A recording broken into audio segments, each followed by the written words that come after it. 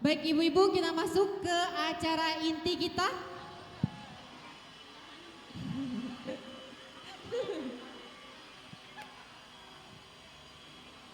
Bu, kita makan sehari 3 kali. Itu kan buat jasmani ya. Hari ini kita kasih makan rohani kita. Baik, kepada Buya.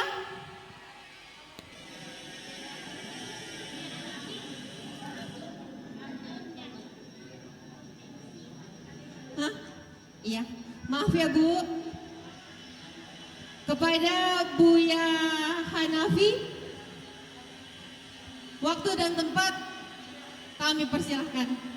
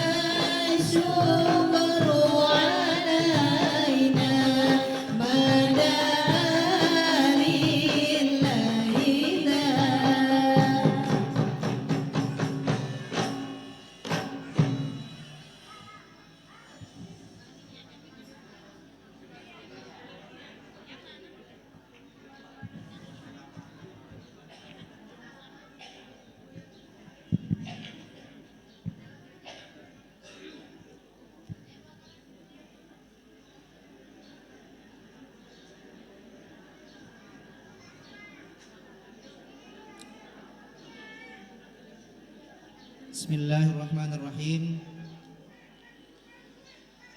Assalamualaikum warahmatullahi wabarakatuh.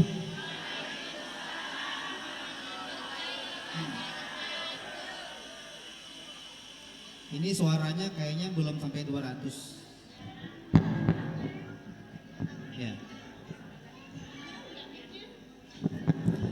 Assalamualaikum warahmatullahi wabarakatuh.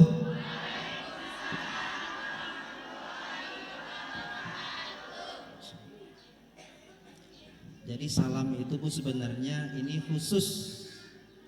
Ucapan salam itu, salam kita nih Assalamualaikum warahmatullahi wabarakatuh dijawab dengan Waalaikumsalam itu ucapan khusus ahli sorga. Tahiyyatuhum fiha salam. Ucapan mereka ketika ketemu sesama penduduk surga adalah Assalamualaikum. Semuanya pengen masuk surga? Siapa yang mau masuk surga? Wih, kok nggak angkat tangan ini? Yang mau masuk surga angkat tangan?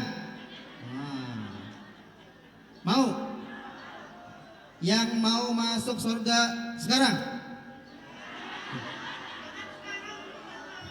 Oh nanti aja, nanti dulu. Tapi kita latihan dulu ya, latihan dulu. Orang surga itu ciri-cirinya ketika ada yang mengucapkan salam, langsung dijawab, ya, dijawabnya wajib ya. Assalamualaikum warahmatullahi wabarakatuh.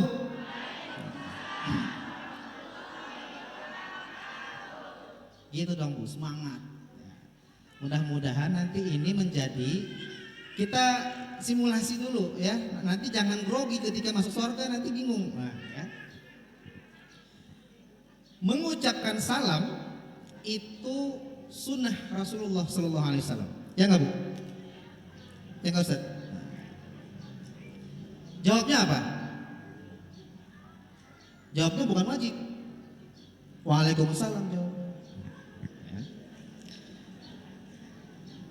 Alhamdulillah saya berhadir di sini atas undangan daripada Ustazah Ani ya, salah satu pengurus masjid sini juga. Yang saya hormati Bapak Ketua DKM Ustadz Muhammad Mahrus ya. Yang saya hormati, yang saya banggakan Ustadz Helmi, pengurus ketua FKPM ya, Masya Allah. Pengalaman beliau ini barusan tadi saya ngobrol sebentar, Masya Allah. Saya jujur Bu, awal melihat beliau langsung ingat dengan guru saya, karena mukanya mirip banget beliau dengan guru saya. Ustadz Helmi, mudah-mudahan kehadiran beliau sini menjadi keberkahan juga buat kita semua ya. Dan tak lupa yang saya hormati Ustadz Gunadi, Pak Ustadz Gunadi. Dan yang saya cintai dan saya banggakan seluruh jamaah ibu-ibu majelis taklim yang kali ini berapa tadi 11 ya? 11 majelis taklim hadir di sini untuk dalam rangka memeriahkan Maulid Nabi Muhammad sallallahu alaihi wasallam. Alhamdulillah. Saya memperkenalkan diri dulu. Sebenarnya saya jemaah di sini, bukan jemaah sih. Saya beberapa kali sholat di sini dan saya selalu warawiri di sini. Mungkin ibu-ibu kaget. Ada yang kaget nggak bulat saya Bu? Ada yang kaget tuh. Ini kayaknya mirip ini nih. Memang saya biasa belanja di sini dan sebagainya. Tapi saya nggak kayak gini, nggak pakai jubah seperti ini ya. Jadi kalau nanti ibu-ibu lihat saya lewat-lewat di sini, kayaknya mirip sama yang kemarin ceramah deh. Memang itu saya. Ya memang itu saya. Nanti pakai topi, pakai biasa gitu pakaiannya. Ya. Karena kita juga masih belajar ya Bu ya. Kita semua ini sampai kita nanti hembusan nafas terakhir kita masih belajar. Salah satunya adalah belajar bagaimana mencintai Rasulullah Shallallahu Alaihi Wasallam. Nama saya tadi Buya Qudsi ya. Buya itu apa? Bahaya ini kalau tambah A sedikit jadi buaya ya kan, bahaya. Buya itu apa gitu? Buya itu panggilan sebenarnya bahasa Arab abuya. Artinya adalah bapak, ayah, papa, abi. Qudsi siapa? Anak saya yang kecil baru usia 6 tahun, sekarang mau 7 tahun. Qudsi itu anak saya. Jadi Buya Qudsi adalah ayahnya Qudsi. Tadi mau ikut sini dia tadi.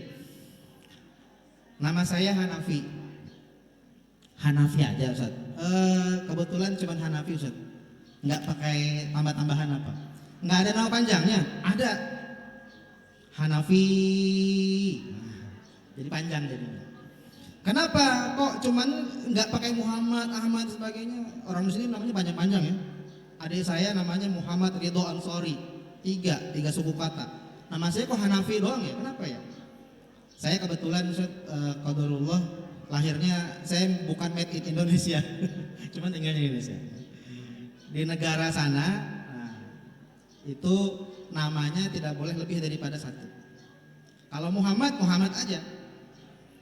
Kalau Hanafi aja. Nama saya awalnya Muhammad Hanafi, tapi ternyata disuruh milih Muhammad apa Hanafi. Ternyata suku saya sudah Muhammad namanya. Akhirnya saya Hanafi. Saya lahir di Mekah.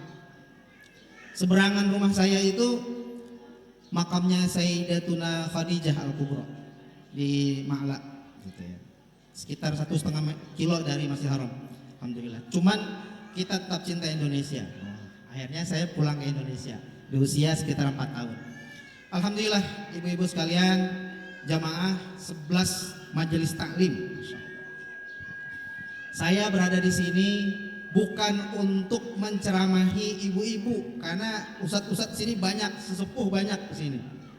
Apalagi kenalan-kenalan saya yang sudah mengisi sini bertahun-tahun, seperti Ustadz Rahmat ya, yang ngajar di Deki juga, Ustadz Acip Mutawakil. Wah itu, masya Allah beliau itu luar biasa. Kalau saya ya masih seorang Buya Qudsi gitu ya. Alhamdulillah kita di sini sudah masuk tanggal 28 Rabiul Awal. 2 hari lagi Bu, lewat. Wah gimana Pak Ustaz? Oh nggak apa-apa, tenang aja. Karena kita itu cinta itu tidak terhalang oleh tanggal dan waktu dan tempat. Cinta ya cinta aja gitu. Mau ketemu mau kapanpun, kalau cinta ya cinta aja. Ya nggak Bu? Kangen gitu. Oh ketemunya cuma tanggal ini aja, nggak bisa begitu. Nah meskipun kita sudah di ujung-ujung Rabiul Awal, Mudah-mudahan semakin ke ujung ini semakin besar keinginan kita untuk membersamai Rasulullah SAW. Saya biasa juga ngisi Bu tapi bukan di masjid-masjid itu, bukan di banyak orang seperti ini. Banyak juga jamaahnya sekitar hampir 1000 gitu. Tapi di balik jeruji besi Bu, di sini di lapas Gunung Sindur sini.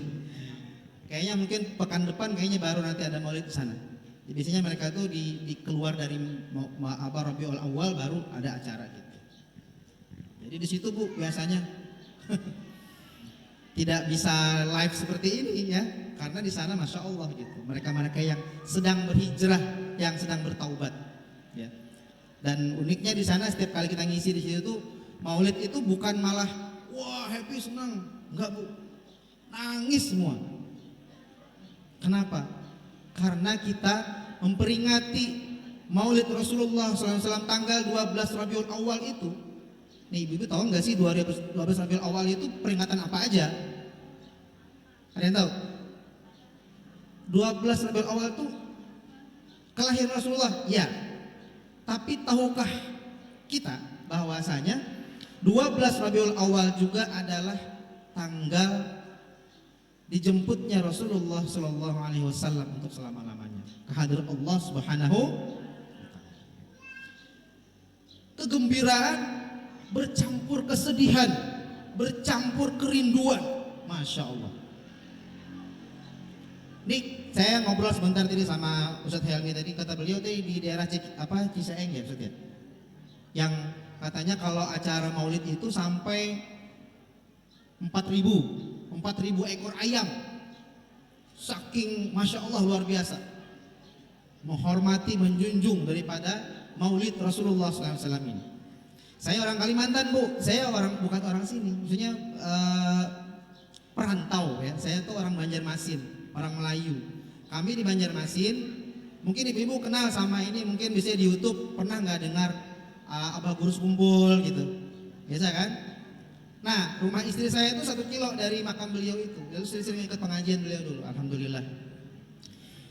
Di situ kalau sudah maulid ini Bu, apalagi ada namanya Kabupaten Hulu Sungai Selatan itu, masya Allah luar biasa. Itu satu kampung itu tidak cuman ayam, sapi sekitar minimal 50 ekor satu kampung itu. Lebih meriah daripada Idul Adha, Idul Fitri. Luar biasa ya. Nah, itu kecintaan kita terhadap Rasulullah SAW. Nah, tema yang kemarin kita ingin sampaikan adalah tentang kita mensyukuri daripada terpilihnya kita sebagai umat Rasulullah Sallallahu Alaihi. Kita ini Bu ya, terpilih sebagai umat Rasulullah kan bukan karena keinginan kita, ya kan? Atau mungkin orang tua kita. Tidak pernah kita tuh minta atau minta untuk menjadi umat Rasulullah, nggak minta. Tapi ditakdirkan sebagai umat Rasulullah SAW. Wah ini merinding Bu. Saya tuh pernah membaca kitab itu, judulnya Syaraful Ummah Muhammadiyah, karya Habib Muhammad bin Alawi. Masya Allah luar biasa. Ada banyak sekali keutamaan daripada umat Muhammad SAW. Kita nih yang nggak minta menjadi umatnya, ditakdirkan menjadi umatnya. Padahal dulu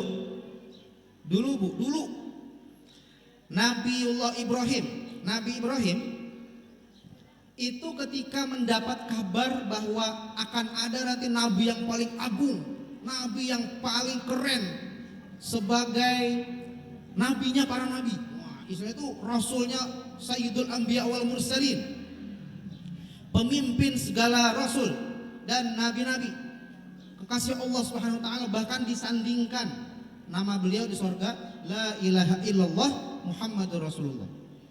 Nabi Ibrahim itu penasaran, Muhammad siapa ya? Belum ada. Ibrahim masih hidup. Dijelaskan dia adalah kekasih Allah. Muhammad adalah terpuji.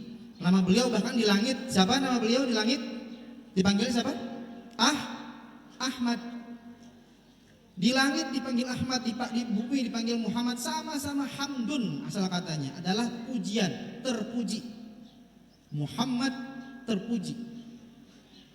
Saking Nabi Ibrahim itu penasaran sekali, langsung minta pada Allah, ya Allah, jadikan aku sebagai nabi itu. Wah, pengen menjadi nabi yang paling agung tadi, tapi nggak dikabulin, Bu, nggak dikabulin. Nabi Ibrahim itu bertitel sebagai Abul Anbiya, bapaknya para nabi, Khalilullah, kekasih Allah, orang dekatnya Allah. Minta sebagai nanti, ya Allah takdirkanlah aku menjadi nabi akhir zaman itu. Nggak dikabulin, Bu. Waduh, kalau gitu minta lagi deh. Kalau gitu minta deh supaya menjadi umat Muhammad. Nah, awalnya minta menjadi nabi akhir zaman nggak dikabulin, tapi kata Allah apa? Ya udah Ibrahim, kamu saya muliakan menjadi bapak daripada keturunan-keturunan, dan di situ adalah Muhammad nantinya. Makanya Rasulullah SAW adalah keturunan daripada Nabiullah Ibrahim. Turun Ishak, Yakub, itu kan Yahudi semua tuh, Bu.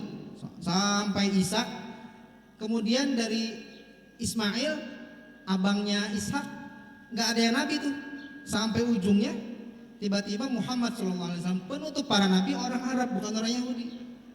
Tapi sama-sama bapaknya adalah Ibrahim. Nah, tenanglah Ibrahim. Tapi minta lagi, minta dong ya Allah, aku juga pengen nih jadi umat Muhammad. Oh, nggak bisa, karena mereka adalah umat-umat pilihan, terpilih. Kamu nggak bisa, kamu sudah di situ zamannya.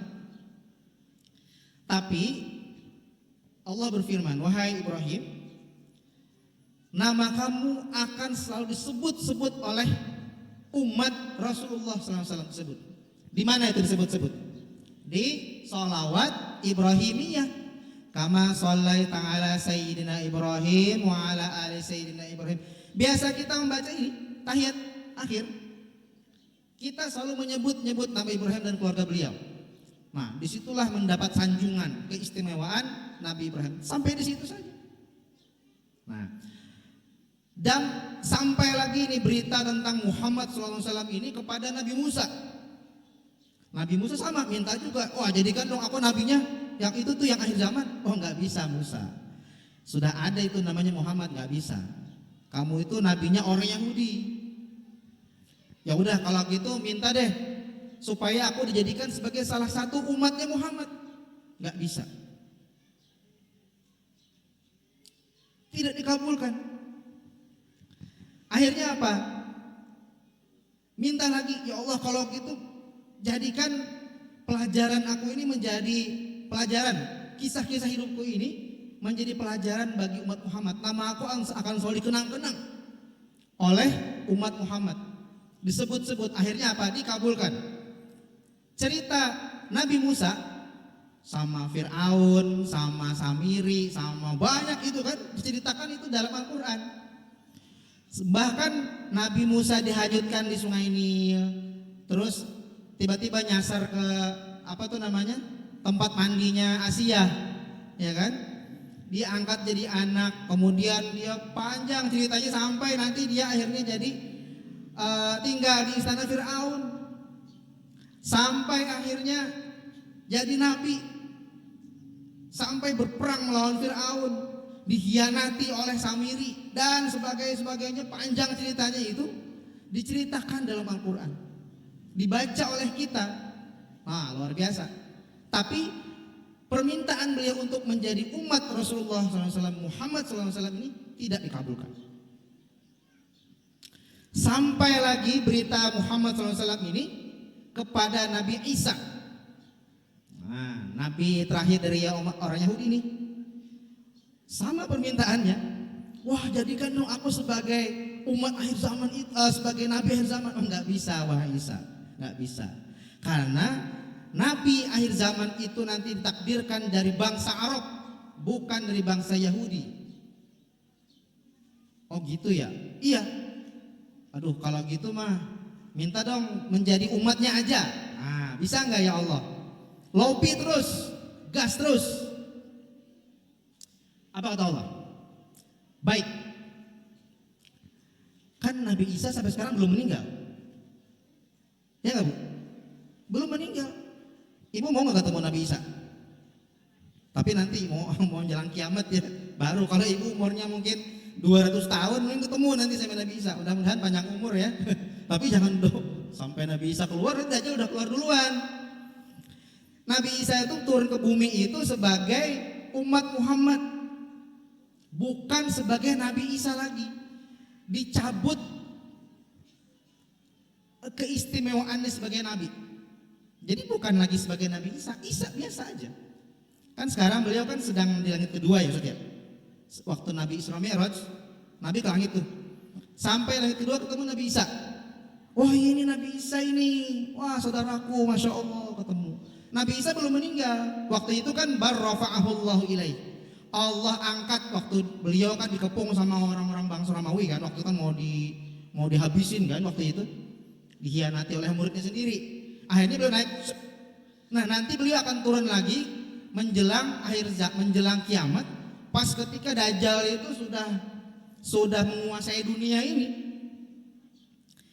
Wah, nauzubillah ya Bu ya. Makanya kita setiap sholat itu Bu jangan lupa di akhir itu minta perlindungan daripada fitnah Dajjal. Sekarang Dajjal sudah banyak berkeliaran, anak buahnya nih. Bosnya nanti datang. Dajjal tuh pinter banget Bu, alim, cerdas, semua bahasa Indonesia bisa dia.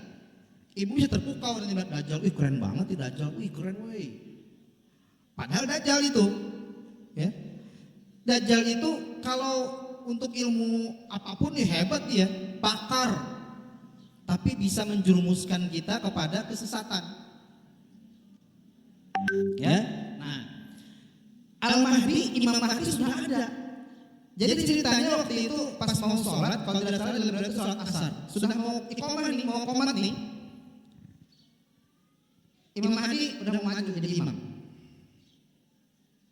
Tiba-tiba turunlah Nabi Isa, turun dari langit, dikawal malaikat, turun. Imam Mahdi lihat Nabi Isa kaget, wah ini janji Allah ini turun Nabi Isa. Padahal masih detik banget itu, Dajjal sudah menguasai bumi. Akhirnya Nabi Isa ya tahu diri kan, mundur lah beliau. Nabi Isa yang turun, silakan, monggo nggak apa-apa, maju aja. Apa kata Nabi Isa? Pak, punten, ini antum aja jadi imam. Jangan, anda mah cuman Al-Mahdi doang. Apa-apa, jangan. Memang kenapa? Yang ditakdirkan menjadi pimpinan akhir zaman itu Al-Mahdi, seperti nubuatnya Rasulullah SAW. Sedangkan Isa hanyalah salah satu bagian daripada umat Rasulullah SAW. Maka kata Isa, saya turun ke muka bumi ini untuk kedua kalinya. Isa jilid 2 hanya sebagai umat Muhammad. Risalahku sudah terhapus dan aku cuma ditugasi untuk membunuh tuh si Dajjal. Oh gitu, iya. Jadi antum aja yang jadi imam. Jadi apa nih? Apa? Ya, majulah akhirnya. Al-Mahdi, umat Rasulullah SAW menjadi imam. Isa menjadi makmum. Itu di akhir zaman. Satu-satunya Nabi, Rasul yang dikabulkan doanya untuk menjadi umat Rasulullah SAW adalah Nabi Isa. Bayangin Bu, kita minta aja kagak, tahu-tahu jadi Nabi. Enak bener kita Bu. Masya Allah. Makanya salam tadi itu untuk ucapan kode bagi ahli surga umat Rasulullah SAW, dan itu hanya umat Nabi aja. Bahkan ini salah satu daripada keistimewaan umat Muhammad kita nih, ya. Sorga itu diharamkan, tidak boleh dimasuki bagi seluruh umat, mau umat paling senior, umatnya zaman yang bahala, zaman kaum atau sampai ke bawah itu nggak ada yang boleh masuk setaat apapun mereka, setaat apapun. Ada yang ibadah sampai 600 tahun, nggak bisa. Siapa? Wah, ada satu golongan VIP, orang-orang khusus. Tidak boleh memasuki surga kecuali umatku dulu yang masuk surga. Rasulullah bersabda seperti itu. Nah, kita Bu, Masya Allah. Nah, pertanyaannya nih ibu mau masuk surga Bu? Mau? Mau? Nah, tadi saya nggak nanya lagi, mau sekarang nggak gitu ya? Anda takut ya kan? Nah itu Bu. Jadi, Masya Allah, terkadang kita itu memperingati Maulid Rasulullah SAW. Setiap tahun kan kita memperingati. Dijelaskan dalam berbagai kitab-kitab sirah mengenai Rasulullah SAW. Perilaku beliau seperti ini, akhlaknya seperti ini, cobaannya seperti ini, doa-doa seperti ini. Semua komplit. Pertanyaannya, kita pernah nggak boleh dibahas tentang fisik Rasulullah SAW? Ada yang pernah tahu nggak? Ada kitab karangan Imam At-Tirmizi khusus membahas tentang fisik Rasulullah SAW. Tahunya ganteng doang ya? Kayak gimana gantengnya tuh? Tinggi, gagah ya kayak orang Arab gitu dari mukanya ya. Tapi kayak gimana? Kayak Habib Ustaz. Ya bisa jadi. Oh nggak bisa soalnya saking gantengnya itu Google langsung error, nggak bisa. Nabi itu basyarun lakal basyar, manusia tapi saking sempurna itu nggak ada yang bisa menjelaskan, menggambarkan, nggak bisa Bu. Saya punya murid tadi itu di lapas Gunung Sindur itu Bu. Kasusnya itu ngeri Bu. Kalau saya jelaskan kasusnya itu dan orangnya saya hadirkan di sini, ibu bisa lari. Itu pembunuh Bu, pembunuh berdarah dingin. Serem Bu. Yang nggak tahu, mungkin dia saking terbiasanya membunuh. Oh biasa Bu dia. Waktu itu bulan Maulid. Nah saya ingin tambahkan di situ tuh, jelasin Nabi begini. Dia tuh diam gini Bu. Imajinasinya main kayaknya tuh beliau. Kemudian selesai acara itu nyamperin saya, Pak Ustadz, gimana? Orang kotor kayak saya ini, orang berdosa kayak saya ini, kira-kira bisa nggak ya, Ustadz? Bisa nggak saya itu minimal bermimpi Rasulullah? Katanya. Wah ini permintaan hebat banget. Orang saya belum pernah. Ya. Karena katanya semenjak tadi dijelaskan Nabi itu dari ujung rambut sampai ujung kaki kebayang katanya. Ternyata apa Bu? Dia itu dulunya pelukis. Sketsa Bu. Wah. Saya bilang bahaya. Kamu jangan sampai melukis Nabi, nggak boleh. Nanti ujung-ujungnya nanti kayak orang Arab. Hati-hati. Abu Jahal juga orang Arab. Ya, hidungnya mancung juga. Ya. Bahaya, ya. Nah, akhirnya saya sampaikan hadis Nabi.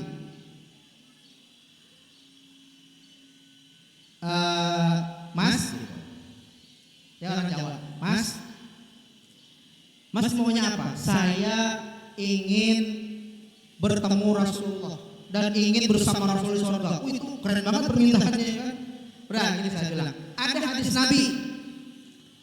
Seorang sahabat Nabi, Rabi'ah bin Ka'ab namanya, itu minta kepada Rasulullah untuk bisa membersamai beliau sampai ke surga, bertemu Rasul di surga.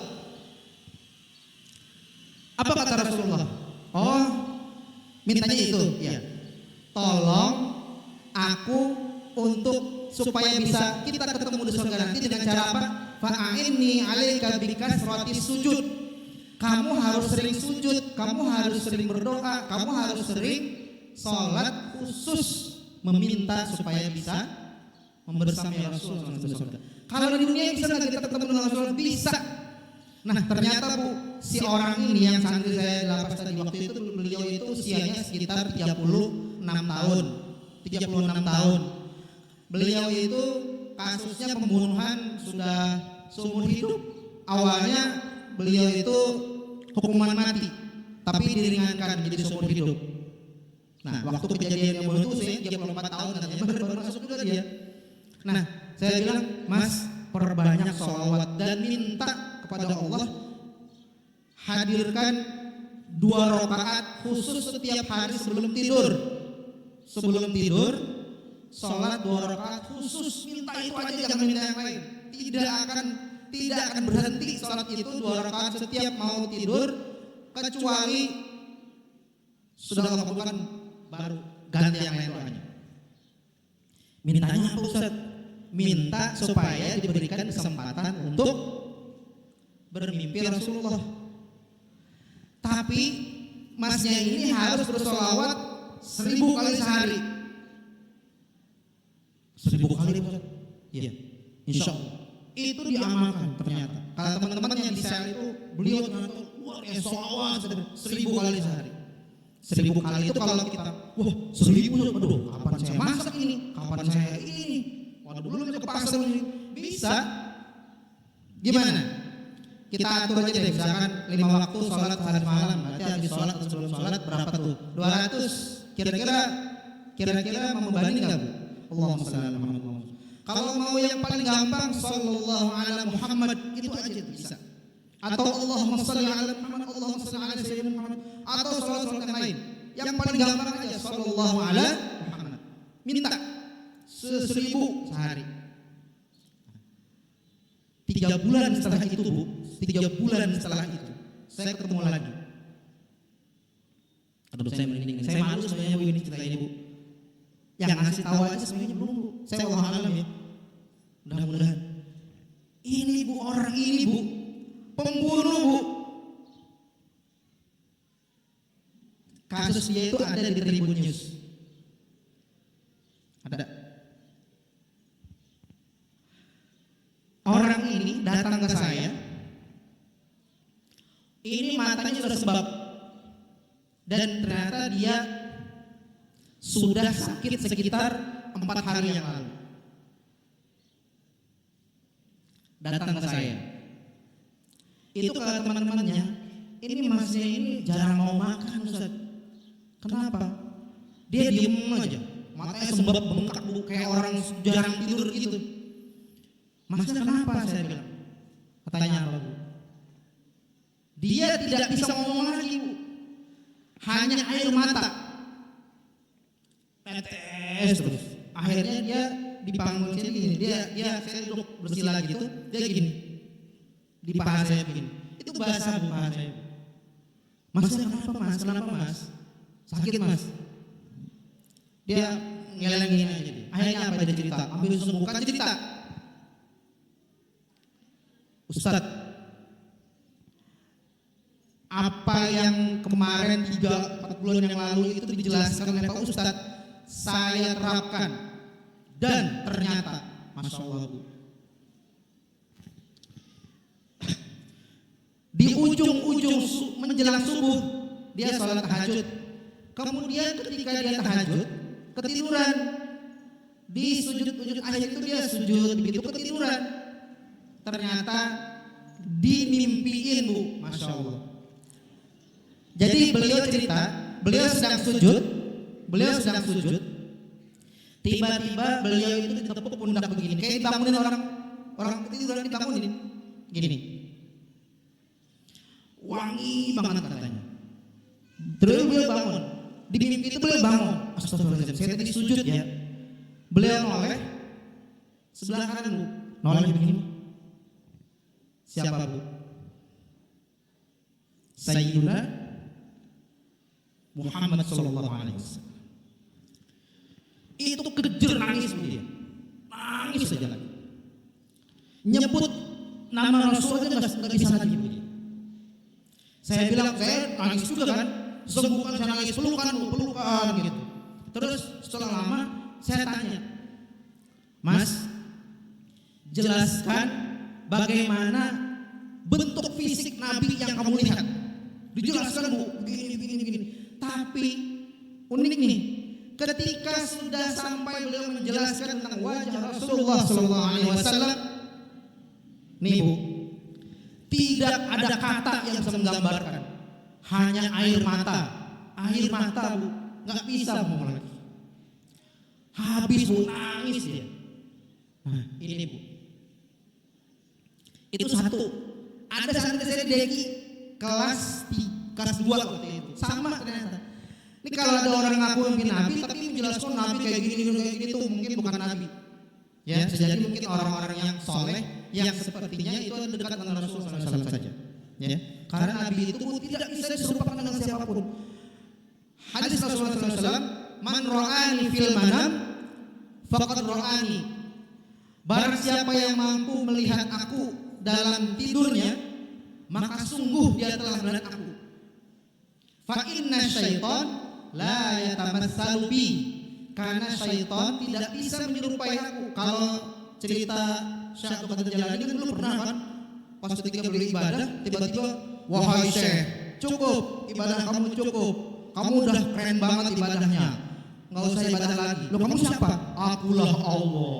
Itu iblis bisa ngaku sebagai Tuhan Allah, tapi kalau menyerupai Rasulullah nggak bisa. Nah, nih ya, spill sedikit ya Bu ya. Nabi itu, ini dalam kitab Syamil Muhammadiyah, fisik Rasulullah SAW dijelaskan secara detail. Itu alhamdulillah sekarang kitab Syamil Muhammadiyah itu sudah diterjemahkan ke bahasa Indonesia. Sudah ada kitab terjemah bahasa Indonesianya. Saya baca buku itu merinding Bu, langsung ya Allah, seperti ini loh ternyata Rasulullah itu kerennya. Kalau Ibu mau bukunya nanti bisa Bu, pesan aja nanti atau klik keranjang kuning di bawah bisa nanti ya. Ya, ini bukan promosi ya. Nah, ada Bu di Shopee kayaknya ada juga. Nah, itu dijelaskan Nabi itu Bu, mudah-mudahan ini sedikit menggambarkan, saya juga tidak bisa menggambarkan Bu. Yang sedikit yang saya baca nih, rambut beliau, kalau Ibu bisa mengidolakan cowok ganteng, misalkan siapa sih nih cowok ganteng gitu, mengidolakan bapak siapa gitu ya, sampai saya sendiri misalkan, ya udah nggak apa-apa. Tapi Rasulullah itu masya Allah Bu, keren banget Bu. Nabi itu datang, wah bisa semua ini, cowok ganteng tuh lewat semua. Nabi itu Bu, tinggi badannya beliau kira-kira berapa, ada yang tahu? 2 meter, bener nggak 2 meter? Hampir ya, hampir. Saya dulu pernah waktu itu sama Habib Hussein Al-Atos, saya ngobrol-ngobrol kata beliau, ada jelaskan bahwasanya untuk mengukur kira-kira doang ya, kira-kira tingginya Nabi seperti apa. Ada hadis katanya riwayat menjelaskan tentang tingginya Umar bin Khattab. Satu ketika Umar itu dapat ghanimah. Ghanimah itu harta rampasan perang. Jadi dapat itu kayak kain gitu Bu, selembar kain gitu. Itu ternyata dibagi-bagi nih ke sahabat-sahabat. Nah, Umar dapat kain itu 2 meter Bu, tingginya itu 2 meter kainnya itu, dipakai buat sarung. Itu ternyata Umar bin Khattab itu masih cingkrang gini, masih ngatung gini Bu. Berarti tingginya berapa tuh Umar? Nah, dan ternyata Rasulullah itu lebih sedikit lebih pendek. Kalau berdiri, Nabi itu sedikit tidak terlalu tinggi. Nah, itulah uniknya Rasulullah SAW. Nabi itu kalau bersejajar berdiri, Nabi tidak lebih tinggi, yang tinggi banget jangkung tidak, tapi tidak pendek banget juga, sedang-sedang aja Bu. Nah, dibandingkan dengan Umar, katanya uniknya ini Rasulullah itu ketika beliau berjalan itu lebih tinggi Umar, tapi kalau ketika duduk Nabi itu selalu lebih nyembul gini Bu, lebih kelihatan lebih tinggi. Nah itu Rasulullah. Kira-kira ya mungkin sekitar 2 meter tadi Bu. Kalau kita berapa nih sekarang? Hemat ya. Kita hemat ini 1 berapa gitu ya. Nah, tinggi Nabi. Dari ini rambutnya Nabi nih ya. rambut Nabi itu tidak kayak yang cowok-cowok yang Indonesia yang rambutnya lurus-lurus yang pakai yang spray Hongkong, enggak gitu ya. Yang dipangkas-pangkas enggak gitu. Nabi itu rambutnya ikal bergelombang. Nah, jadi kalau ibu ini punya suami rambut ikal bergelombang, Masya Allah Bapak kayak Rasulullah ya. Iya Pak, sama gitu kan. Tahu dari mana? Itu tadi Pak Ustadz bilangnya. Rambut Papa itu ikal, jangan lagi dicepak Pak. Keren loh kayak Rasulullah. Nah gitu ya. Nah Rasulullah itu rambut beliau itu belahnya di tengah Bu. Wah, zaman kalau dulu kan zaman kita ini kan tahu Andilau ya. Andilau kan rambutnya kan wah itu. Nah, rambut beliau itu tidak keriting kriwil yang kayak orang-orang Arab, bukan. Rambutnya ikal bergelombang. Nah, kemudian beliau itu tidak pernah bersisir yang kayak kita nih. Enggak gitu. Nabi itu menyisir rambutnya hanya dengan sela-sela jari beliau. Karena udah keren banget Bu. Gini aja beliau, habis mandi, seret, udah keren. Lo kita pakai gini-gini aja ya kan. Nabi itu, wah udah keren banget. Bagaimana bentukan atau stylenya Rasulullah, rambutnya dulu ada gimana? Ternyata dalam kitab dijelaskan Nabi itu ada 2 stylenya. Kalau enggak dipanjangin sekalian sampai di bawah nih sampai mendekati pundak Bu. Ih kayak cewek dong. Enggak. Kalau cewek mah sampai sini ya kan rambutnya agak gondrong dikit Bu Rasulullah Bu. Nah sampai sini mendekati pundak, di bawah daun telinga. Kayak Rama. Masya Allah. Alhamdulillah. Kayak Rama. Gitu ya. Oh ya mungkin bisa jadi ya. Bisa jadi itu Rama itu mungkin mengikuti sunnah Nabi, berjenggot ya kan. Iya kan? Iya. Rambutnya ikat terus dipanjangin sampai sini. Pernah nggak lihat Rama rambut cepak? Nggak pernah kan? Bisa jadi itu beliau mengamalkan sunnah Rasulullah sallallahu alaihi wasallam. Bisa jadi itu ya. Itu rambut beliau, tapi setiap kelipatan 40 hari Nabi itu langsung mencukur habis rambut beliau. Botak, undul, habis dan dibekam. Nah, sini siapa yang usaha bekam ini? Itu sunnah Nabi, dibekam, disedot itu yang darah kotor sebagainya itu ternyata itu mencerdaskan otak. Dibekam, dibotak semua. Tapi Nabi botak keren, Bu, ganteng gak kayak kita. Ya kan botak langsung kaget. Astagfirullahaladzim sampai ini. Kalau Nabi mau botak mau gimana pun ya tetap aja keren Nabi ya kan. Tapi sunnah Nabi, saya mengamalkan sunnah Nabi, botak. Suami ibu misalnya tiba-tiba botak, Papa kenapa Pak? Mah, sunnah Nabi. Oh iya, Masya Allah ganteng. Ya. Jangan dicibir, ih Pak botak begini kayak cicak, jangan. Ya. Sunnah Nabi itu apalagi tiba-tiba ada ceplok sini itu tuh sunnah Nabi juga itu apa itu? Dibekam, ya, dibekam. Nah, itu rambut Nabi. Kemudian Nabi itu nggak pernah yang di sini cukur sedikit, di sini nggak gitu, ya. Mohon maaf nih, ya, nggak ada Nabi gitu. Nah, wajah meskipun kita tidak bisa menggambarkan wajah Rasulullah SAW, tapi menurut hadis Nabi itu jidatnya lebar, Bu. Jidatnya lebar, bersih, bening. Wajah beliau itu putih bersih bening. Nggak pakai biore dan sebagainya Bu, beliau nggak perlu gituan mah, ya. Kena sinar UV nggak? Beliau tuh nggak pernah kena sinar UV langsung. Kenapa? Karena salah satu keistimewaan beliau apa? Kemanapun beliau jalan, beliau nggak perlu payung. Kayak panas begini kita langsung waduh jangan. Nabi enggak, Nabi itu kemanapun ada awan yang senantiasa melindungi beliau. Ya. Hidung beliau apakah sama dengan hidungnya orang Arab kebanyakan? Orang Arab itu hidungnya gimana mancungnya? Mancungnya kan agak begini ya, agak bengkok gitu ya, seret gitu kan, mancung gitu. Ternyata Rasulullah enggak. Ini siapa yang ngomong? Ini riwayat hadis. Ternyata Rasulullah SAW itu hidungnya tuh mancung, tapi mancungnya tuh lurus Bu. Ini tuh enggak bengkok gitu, lurus begini. Dan ada cahaya Bu di sini nih. Kalau kita kan biasanya kan kalau ibu make up kadang dikasih putih. Ya kan ya? Itu mah dibuat-buat ya. Ya kan kasih apa tuh sini? Setting apa? Setting ya? Nggak gitu. Ya kan? Nabi itu asli mancung, hidungnya mantep banget gitu, sempurna banget. Nabi itu kan sampai sahabat Nabi Hasan bin Sabit itu sampai geleng-geleng lihat Nabi itu, masya Allah. Kesempurnaan bentuk fisik engkau itu wahai Rasulullah seperti seolah-olah engkau ini diciptakan semaumu, sesuai requestnya kita gitu. Saya pengennya kayak gini, pengennya kayak gini. Ya sesempurnanya orang. Nah itu terus alisnya gimana? Alisnya Rasulullah itu tebal dan seperti melengkung seperti bulan sabit, Bu. Nah, itu Bu Rasulullah. Dan di bagian situ agak sedikit nyambung sedikit Bu, ada kayak apa tuh namanya?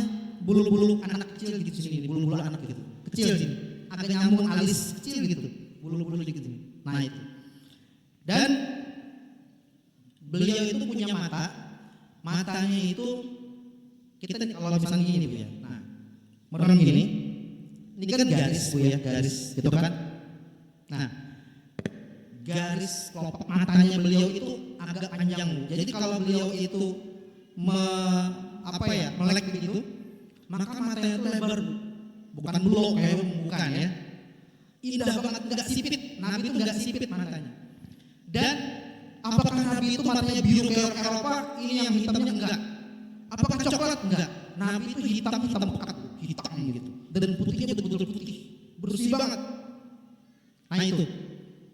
Kemudian dari hidung beliau gitu ya. Nah, terus pipi beliau putih banget kata. Ini sahabat-sahabat Nabi yang cerita. Bahkan Aisyah, istri beliau cerita juga ada dalam hadis itu. Jenggot Nabi seperti apa? Nah, ya ini ya mirip Rasulullah juga. Ya. Ya seenggaknya meskipun seperti begini ya, mudah-mudahan niatnya mengamalkan Nabi ya Bu ya. Nah, nggak apa-apa, saleh-saleh nggak apa-apa ya kan. Yang penting kita mengamalkan sunnah Nabi. Ini adalah sunnah Nabi yang pahalanya ngalir terus, karena nggak panjang cabut ya gini-gini aja, maka pahalanya ngalir terus. Jadi kalau bapak-bapak yang punya janggut tuh kalau ini jangan dicukur lah, ya.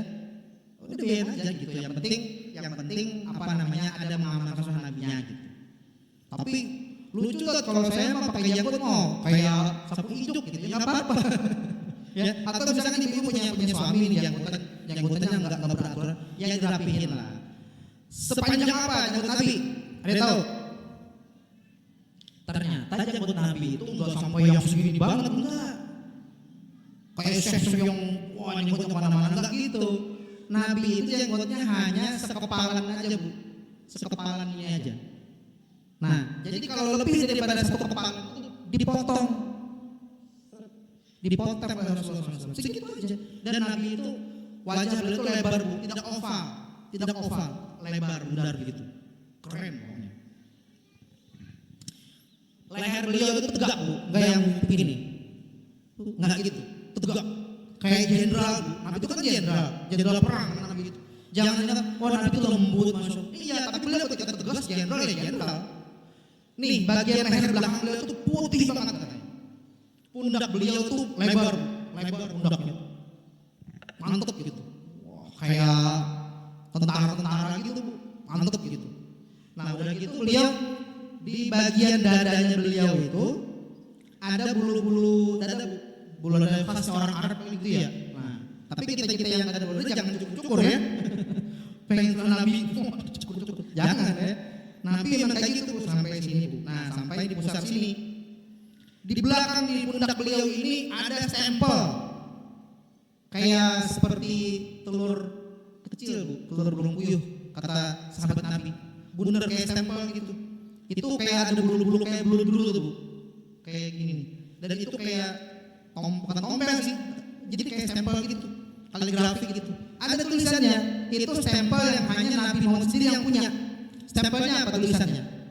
Allahu wahdah la syarikalah Muhammadun abduhu wa rasuluh. Itu stempel yang khusus hanya Rasulullah yang diberikan.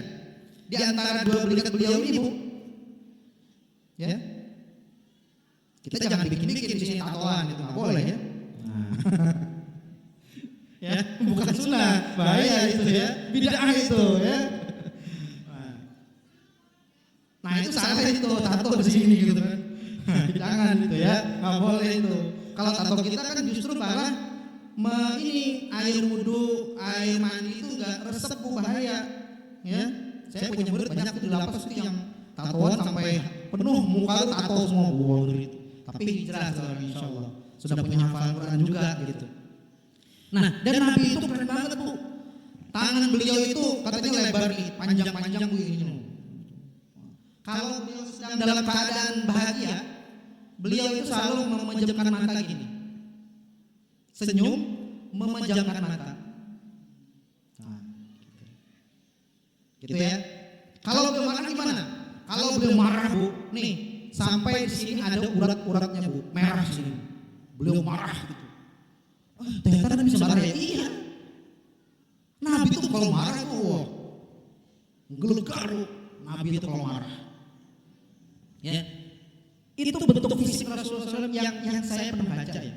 Dan Nabi itu dadanya ini lebar Bu. Kemudian perut ke bawah itu six pack Bu. Tahu nggak six pack Bu? Yang kayak roti sobek itu Bu. Orang fitness itu. Tahu kan? Makanya kalau ibu lihat kayak film-film zaman dulu yang pakai baju zirah, tahu kan baju zirah ya? Baju zirah itu yang baju perang yang besi. Biasanya kan baju zirah kan bentuknya kayak gitu kan? Dadanya gede, lebar gitu, terus sininya sudah ada lekukan-lekukan. Karena orang dulu emang kayak gitu bentukannya. Kalau sekarang kan kalau itu kan six pack, 6, 1, 2, 3, 4, 5, 6. Sekarang kan one pack. Bukan six pack, one pack. Begini gitu ya. Ngakunya nabi dari mana gitu ya. Masa nabi gendut gitu. Nah, gitu. Ya. Nabi itu six pack Bu. Olahragawan, Nabi itu olahraga. Nabi pernah kan lari kan sama Aisyah. Lari Bu, jogging Bu sama Aisyah. Pernah. Nah, jadi seperti itulah Rasulullah SAW. Itu bentuk fisiknya. Saya tidak bisa menggambarkan lebih daripada itu, hanya saya baca aja Bu. Nah, mudah-mudahan kita kenal Nabi itu kayak gimana gitu. Seluruh kehidupan Nabi dari beliau lahir sampai ujung, sampai beliau dijemput oleh Allah Subhanahu wa taala itu sempurna. Bahkan kisah-kisah hidup beliau yang menderita pun sempurna juga. Endingnya itu sempurna semua. Bisa jadi pelajaran buat kita. Ibu di sini siapa yang pernah menderita banget gitu? Ngenes banget hidupnya pernah? Ada nggak sini? Ada. Siapa? Angkat tangan. Dan itu ternyata oleh para ulama tidak ada penderitaan yang lebih umat Rasulullah ini. Tidak ada yang pernah merasakan penderitaan yang melebihi penderitaan Rasulullah SAW. Dan ternyata Rasulullah SAW itu orang yang sangat sabar sekali. Ya. Nah itu Bu. Nah kita yang hadir di sini, mudah-mudahan diberikan kesempatan juga minimal ya dalam mimpi itu pun kalau bisa ya Bu ya, bersolawat. Saya udah 1000 Ustaz, banyak banget. Ya udah 100 dulu. Dipecah jadi 5 waktu sholat. Berarti berapa tuh kira-kira? 20. Allahumma shalli ala sayyidina Muhammad. Enggak kerasa itu 20 itu. Qobliyah 10, ba'diyah 10. 100 sehari semalam. Itu diistiqomahkan Bu, insyaallah nanti Allah akan berikan. Ya Bu ya. Nah, ini Bu. Kemudian saya kadang-kadang tuh pernah juga diberikan gambaran gitu ya tentang Rasulullah itu, Masya Allah. Sampai-sampai waktu itu kita di lapas nih Bu ya. Waktu itu seorang Habib juga menjelaskan. Kan di lapas itu semuanya orang-orang ya bermasalah ya Bu ya. Semuanya katanya pejamkan mata. Siapa yang punya masalah di sini angkat tangan, gua angkat tangan semua. Pejamkan mata semua, pejamkan mata. Bayangkan seandainya sosok Rasulullah SAW itu hadir di depan kamu saat ini, apa yang ingin kamu sampaikan? Nah, ibu-ibu sekarang Bu, ibu, halo, Bu, seandainya Bu nih, ya, tiba-tiba ibu itu bersolawat, mengagungkan Rasulullah SAW, tiba-tiba hadir Rasulullah Bu. Gimana Bu? Pingsan nggak Ibu ya? Nyium wanginya aja Bu, wanginya Rasulullah itu Masya Allah.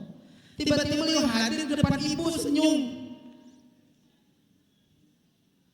Ibu ini penuh dengan permasalahan hidup. Dibully orang lah, utang banyak lah, suaminya nggak bener lah, segala macam ini. Tiba-tiba ada Rasulullah depan kita, kira-kira apa yang ibu lakukan? Kalau ibu apa bu kira-kira? Pengen dipeluk, kalau ibu apa bu? Nangis. Ibu mau nyampaikan apa nih kira-kira? Nggak bakal bisa. Bu, kalau ada Rasulullah depan ibu apa kira-kira? Nggak bisa berkata-kata bu. Nangis bu. Nggak bisa. Nah, saya sarankan nanti ibu baca buku ya tadi bu ya, yang tadi itu bu tentang fisik Nabi. Judulnya Syama'il Muhammadiyah. Saya lupa nanti ketik aja di Google nanti muncul insya Allah nanti. Ya. Nah, ini dari saya ya. Saya tidak pandai berceramah sebenarnya Bapak Pagi sampai bisa memberikan ini. Nanti kita insya Allah juga ada undangan lagi ya Bu Ani ya. Bu Ani, ada undangan tadi ya. Ustadz siapa tadi namanya? Ustadz Syam di Natura ya. Wah itu keren itu kalau beliau dai di Trans TV. Insya Allah habis itu insya Allah acaranya di sana tuh di Natura ya dekat situ tuh. Tadi panggungnya pagi-pagi saya jogging tadi, orang lagi pasang panggungnya. Ya, nanti kita kumpul sana ketemu lagi. Suasana Nabi di sini. Wah, ya. Nah, gitu ya.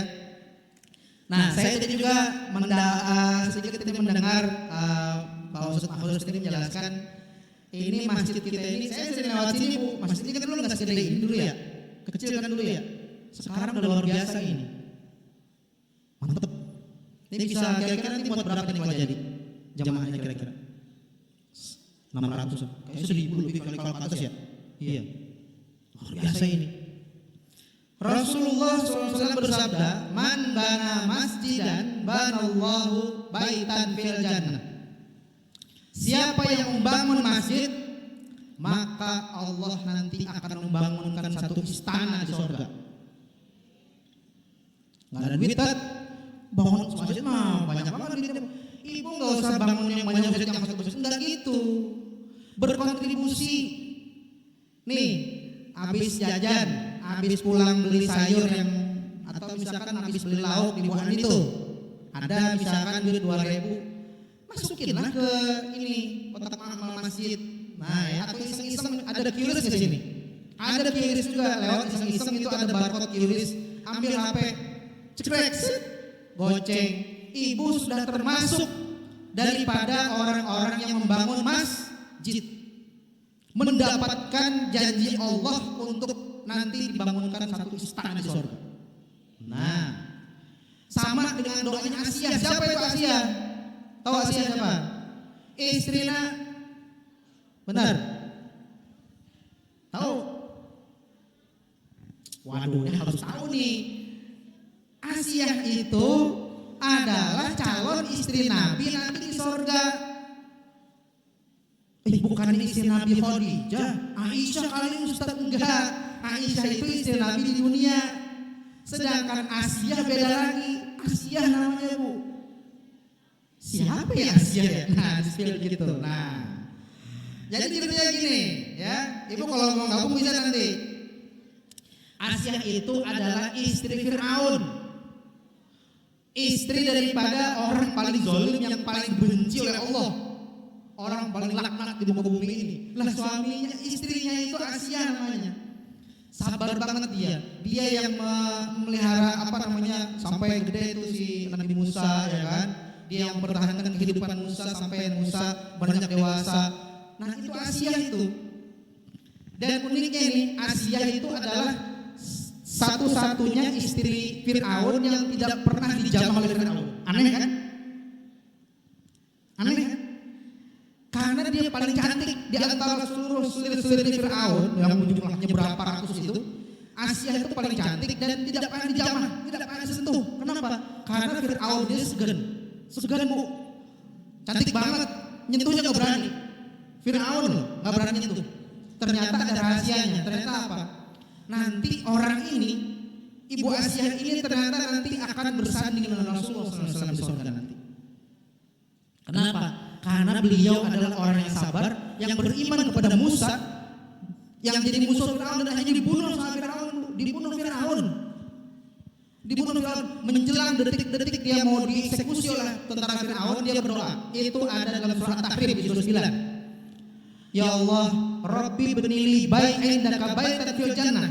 Ya Allah, karena kesabaranku ya Allah punya suami kayak gini, kurang ajar begini suami ini. Ngaku Tuhan lagi ini, kurang ajar bener. Ya Allah, sabar ya Allah. Nih ibu kalau punya suami gitu bisa jadi kabul juga doanya Bu ya. Ya Allah, suami kayak gini, ngaku Tuhan lagi, mentang-mentang punya jabatan gitu kan.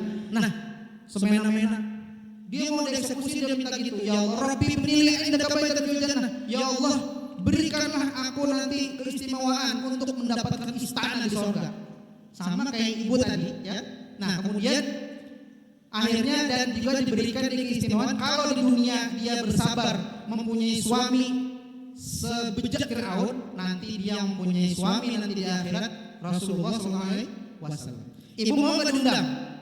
Mau?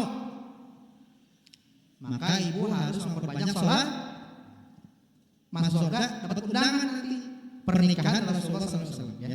Nah, mudah-mudahan yang saya sampaikan ini ada manfaatnya terutama buat diri saya sendiri, Bu. Ya Allah, ini mudah-mudahan semua yang kita sudah berkumpul di majelis-majelis seperti ini, ya. Jangan malas bersolawat, jangan malas menghadiri acara-acara maulid. Nanti insya Allah habis zuhur kita menghadiri juga sana nanti insya Allah ya. Kalau undangan ya. Nah itu dari saya. Mudah-mudahan Allah Subhanahu Wa Taala mengumpulkan kita tidak hanya di masjid ini, tapi juga nanti bersama Rasulullah SAW di surganya. Amin ya rabbal alamin. Assalamualaikum warahmatullahi wabarakatuh.